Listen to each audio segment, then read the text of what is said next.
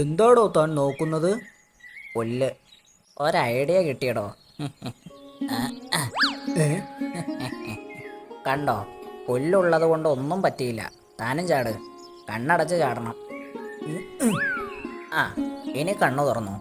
ഒന്നും പറ്റിയില്ലല്ലോ. പറ്റിയില്ല. അപ്പോ കണ്ണു തുറന്നു ചാടിയാൽ പരുക്ക് പറ്റുമല്ലേ? അല്ലടോ, കണ്ണടയ്ക്കുന്നത് റിലാക്സ് ചെയ്യാനാ. കണ്ണടച്ചാൽ ചാട്ടം നന്നായി ആസ്വദിക്കാൻ പറ്റും. നമുക്ക് റിലാക്സ് ചെയ്യാൻ പറ്റിയ വഴിയാ അത്. ഇത് നമുക്കൊരു ബിസിനസ് ആക്കാമെടോ. അതാണ് ഐഡിയ. വരൂ, പുല്ലുചാട്ടം ചാടൂ, റിലാക്സ് ചെയ്യൂ. അങ്ങനെ പരസ്യം കൊടുക്കാം.